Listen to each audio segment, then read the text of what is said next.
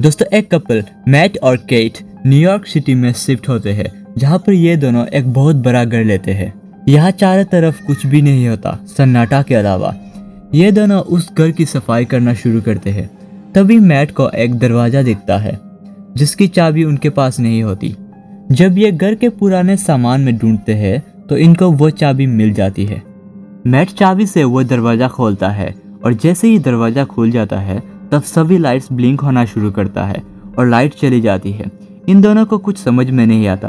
अंधेरा होने के कारण ये दोनों बेसमेंट में नहीं जा सकते थे, तो अगले दिन ये लोग इलेक्ट्रिशियन को बुलाते हैं और जब वो लोग बेसमेंट में चले जाते हैं तो पूरी तरह से हैरान हो जाते हैं क्योंकि वहाँ पर चारों तरफ हजारों वायर्स होती है जो एक मशीन की तरह लग रहा था।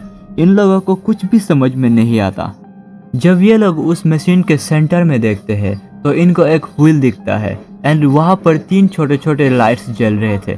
इलेक्ट्रिशियन ये सब देखकर कंफ्यूज हो जाता है और कहता है कि मुझे यहाँ पर कुछ भी समझ में नहीं आ रहा।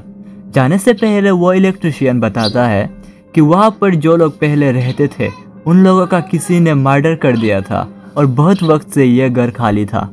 मर्डर की बात सुनकर मैट को बहुत अजीब लगता है क्योंकि जाहिर सी बात है कोई भी ऐसा घर में रहना नहीं चाहता।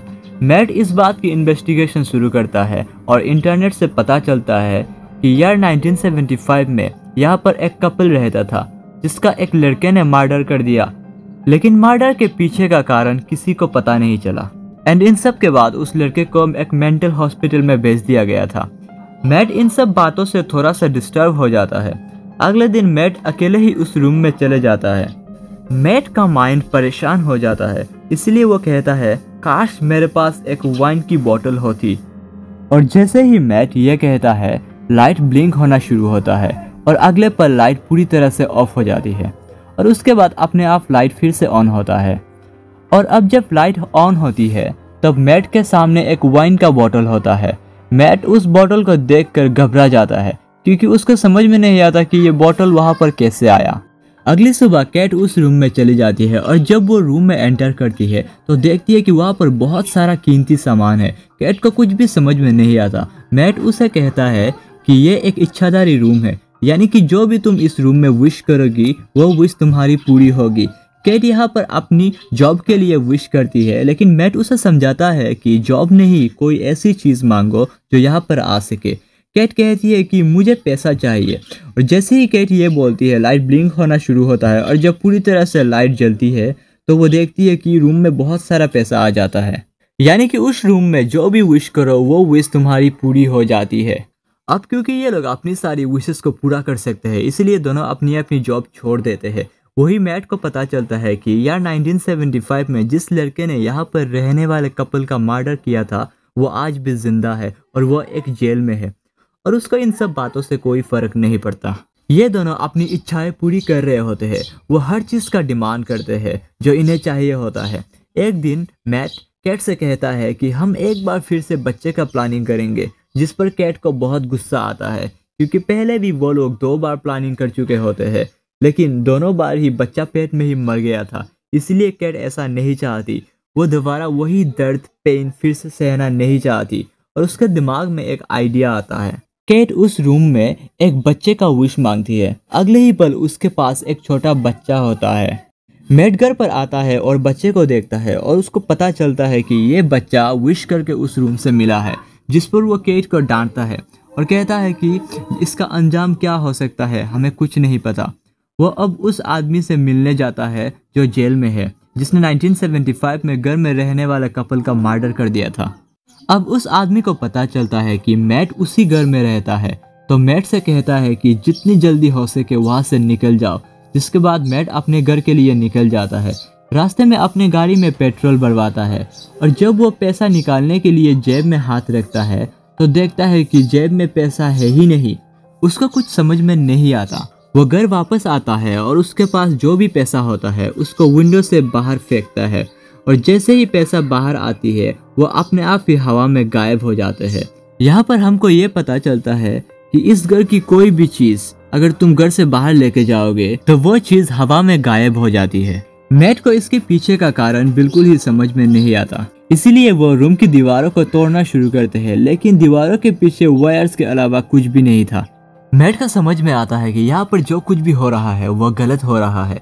वही कैट को दिखाया जाता है जिसका बच्चा रो रहा है। वो अपनी बच्चे को लेकर बाहर जाना चाहती है। मैट उसको बाहर जाने से मना करता है, लेकिन वो उसकी बात नहीं मानती। जब कैट बच्चे को लेकर बाहर जाती है तो वो जोर जोर से रोना शुरू कर देता है।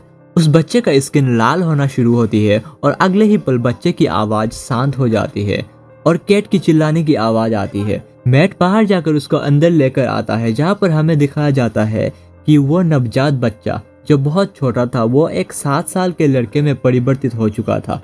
मतलब उस बच्चे की उम्र अपने आप ही बढ़ गई थी। इस घटना से हमें पता चलता है कि रूम से मांगी हुई चीजों को अगर घर से बाहर लेकर जाओगे तो उस चीज की उम्र तेजी से बढ़ जाती है और पूरी तरह से नष्ट हो जाती है।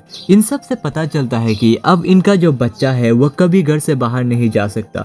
केट बच्चे को बहुत प्यार करती है, इसलिए वो दिन भर उसके साथ खेलती रहती है। वो मैट को बिल्कुल भी टाइम नहीं देती, जिसके कारण मैट और केट के बीच में दूरियां बढ़ना शुरू करती है। मैट अपने कमरे में रहता है और केट अपने बच्चे के साथ रहती है। एक दिन इनका बच्चा दरवाजा खोलता है और अपना हाथ बाहर निकालता है। तभी केट वहां पर आ जाती है और उसका हाथ अंदर खींच लेती है और दरवाजा बंद करती है और अपने बेटे को बताती है कि तुम्हारी तबीयत ठीक नहीं है, तुम बाहर नहीं जा सकते क्योंकि बाहर बहुत सारे जर्म्स है। एक रात को जब इनका बेटा घर में घूम रहा होता है तो वो उस रूम तक पहुंच जाता है जहाँ पर सारी इच्छाएं पूरी होती है। वो देखता है कि वहाँ पर बहुत सारी वायर्स होती है और वो उस व्हील तक भी पहुंच जाता है जहाँ पर 3 छोटे छोटे लाइट्स जल रही होती है। इस पॉइंट तक बच्चे को सारा सच समझ में आ जाता है और उसको ये भी पता चलता है कि वो इस दुनिया में कैसे आया। उसको उस रूम की पावर्स का भी पता चल जाता है। वो उस रूम को बाहर जैसा बना देता है, यानी कि बाहर का दुनिया जैसा एग्जैक्टली बना देता है। अब वो सब उस रूम के अंदर है। कैट अपने बेटे से बहुत प्यार करती है, इसलिए वो कैट के साथ खेलती है। तभी वहां पर मैट आ जाता है और उस बच्चे का हाथ पकड़ के उसको खींचता है और उसको रूम में ढकेल देता है। कैट और मैट के बीच में आर्गुमेंट्स होती है। अगले दिन मैट को मेंटल हॉस्पिटल से उस कैदी का कॉल आता है जिसने 1975 में मर्डर किया होता है और वो मैट को बताता है यार 1975 में यहाँ पर जो कपल रहता था उन्होंने एक बच्चे की विश की थी और वो बच्चा मैं था। मैं कभी बाहर नहीं जा सकता था और एक दिन रूम ने मुझे बताया कि मुझे अगर बाहर जाना है और नॉर्मल लोगों की तरह लाइफ जीना है रियल वर्ल्ड में तो मुझे उन कपल की जान लेनी होगी जिसने विश मांगकर मुझे इस दुनिया में लेकर आए हैं। और उसके बाद मैंने उन कपल को मार दिया और अगर तुम्हारे बेटे ने केट को मार दिया तो वो भी आम इंसानों की तरह लाइफ जी पाएगा। ये सब जानकर मैट पूरी तरह से परेशान हो जाता है और दूसरे फोन में दिखाया जाता है जहाँ पर केट है जिसने सारी बातें सुन ली होती है। ये बातें सुनने के बाद वो गाड़ी लेकर घर से निकल जाती है। उसका एहसास होता है कि उसने बहुत बड़ी गलती की है। वही घर में बच्चे को दिखाया जाता है जो अपनी मम यानी कि केट के लिए बहुत परेशान होता है। यह सब देखकर मैट को बहुत गुस्सा आता है और वो उसे उसकी सच्चाई बता देता है कि हमें तुमको विश करके यहाँ पे बुलाया था और अगर तुम घर से बाहर निकल जाते हो तो तुम्हारी उम्र तेजी से बढ़ना शुरू हो जाएगा और आखिर में तुम्हारी मृत्यु हो जाएगी। मैट उस बच्चे का हाथ पकड़ता है और उसको बाहर ले जाने लगता है क्योंकि वो अपनी वाइफ को खोना नहीं चाहता। लेकिन इससे पहले कि उसको बाहर ले जाता मैट को उस बच्चे के ऊपर दया आ जाता है और मैट को अपनी गलती का एहसास होता है। बच्चा इन सब बातों से पूरी तरह सहन किया होता है। मैट उसको एक छोटा सा टाइगर देता है और उसे एक कहानी भी सुनाता है। उसके बाद वो दोनों बाप बेटे की तरह एक साथ सो जाते हैं। कैट जब घर वापस आती है तो वो इन दोनों को एक साथ सोते हुए देखकर बहुत खुश होती है। उसे लगता है कि मैट ने बच्चे को अपना लिया है, इसीलिए कैट मैट के पास जाती है और वो दोनों फिजिकली एक दूसरे के बहुत क्लोज होते हैं। ठीक उसी समय वो बच्चा दरवाजे के बाहर से ये सब देख रहा होता है, जिस वजह से उसके दिल में कैट के लिए फीलिंग्स आना शुरू हो जाती है।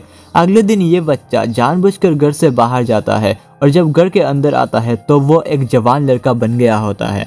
कैट और मैट जब ये देखते हैं तो वो पूरी तरह से हैरान हो जाते हैं। अब ये बच्चा जो कि जवान हो चुका है वो मैट की तरफ एक बंदूक तान देता है। मैट और उस बच्चे के बीच में हाथापाई होती है। इसी हाथापाई के बीच में कैट बेहोश हो जाती है और जब उसको होश आता है तो वो देखती है कि मैट उसके सामने है। मैट उसे बताता है कि मेरे और उस बच्चे के बीच में हाथापाई हुई थी और हाथापाई में उस बच्चे की जान चली जाती है। कैट को ये सुनकर थोड़ा दुख होता है। अब कुछ दिन बीत जाता है। अब यहाँ पर दिखाया जाता है कि कैट बहुत ही ज्यादा डिप्रेस है और वो उस घर में रहना नहीं चाहती। वो मैट से कहती है कि हमें इस घर को छोड़कर चले जाना चाहिए। पर मैट तो पूरी तरह से बदल गया होता है। वो कैट को कहता है कि हमें इसी घर में रहना चाहिए क्योंकि यहाँ पर हमारे पास सब कुछ है। कैट को थोड़ा थोड़ा शक होता है मैट पर, लेकिन कैट को कुछ भी पूरी तरह से समझ नहीं आ रहा था। और इसके बाद मैट कैट के बिल्कुल करीब जाने की कोशिश करता है, उसके साथ जबरदस्ती करने की कोशिश करता है। कैट उसे अपने से दूर करती है और उसको यहाँ पर समझ में आता है कि ये कोई मैट नहीं है बल्कि वही बच्चा है जिसने रूम से विश मांगकर अपना शक्ल मैट के रूप में बदल दिया है। अब यहाँ पर कैट भागते भागते बेहोश हो जाती है। वही असली मैट को दिखाया जाता है जो होश में आता है। वो पूरे घर में कैट को और उस बच्चे को ढूंढता रहता है, लेकिन उसे वहाँ पर कोई भी नहीं मिलता। और वो देखता है कि दरवाजा भी पूरी तरह से लॉक है। वो किसी तरह से दीवार को तोड़कर वायर्स को हटाकर घर से बाहर निकलता है और तभी उसको दिखता है कि उसके सामने ठीक वैसे ही एक घर है, यानी कि उस बच्चे ने उस घर की एक डुप्लीकेट कॉपी बना के रखा हुआ होता है, यानी कि एक जैसे दो घर। और उसी घर के अंदर कैट और वो बच्चा है। मैट किसी तरह से घर के अंदर चले जाता है जहाँ पर उसी के सामने उसका हमशक्ल होता है, यानी कि वो बच्चा। कैट भी पूरी तरह से कंफ्यूज हो जाती है। तभी वहाँ पर कैट उस बच्चे को उसके नाम से बुलाती है, जिस पर नकली मैट रेस्पॉन्ड करता है। कैट समझ जाती है कि ये वही बच्चा है। कैट उसे सीढ़ियों से धक्का देती है और उसके बाद मैट और कैट उस घर से बाहर निकलने लगते हैं और वो बच्चा अपने शक्तियों से उस घर के हर रास्ते को बदल देता है, जिस वजह से उन लोगों को बाहर निकलने का रास्ता नहीं मिलता। लेकिन किसी तरह से ये दोनों घर के बाहर आ जाते हैं और वो बच्चा भी उन लोगों का पीछा करते करते घर से बाहर आ जाता है। लेकिन सच्चाई तो ये होती है कि जिस जगह को ये लोग घर के बाहर समझ रहे थे वो तो एक्चुअली में घर का अंदर का हिस्सा ही होता है, जो पूरी तरह से बाहर का हिस्सा जैसा लग रहा था। कैट और मैट अपने असली घर के अंदर आ जाते हैं। वो बच्चा भी उनके सामने होता है। वो मैट के ऊपर हमला कर देता है, लेकिन मैट उसे पकड़कर घर से बाहर कूद जाता है और कैट अंदर से दरवाजा बंद कर देती है, यानी कि वो बच्चा अब घर के अंदर नहीं आ सकता। बाहर रहने की वजह से उस बच्चे की उम्र बढ़ना शुरू करता है, जिस वजह से आखिर में उस बच्चे की मृत्यु हो जाती है। मैट और कैट उस घर को हमेशा के लिए छोड़ के चले जाते हैं। इसी के साथ कहानी खत्म होती है। दोस्तों, अगर आपको ये कहानी पसंद है, अगर ऐसे ही कहानी आपको सुनना है तो प्लीज मेरे चैनल को सब्सक्राइब कीजिए। एंड वीडियो देखने के लिए थैंक यू।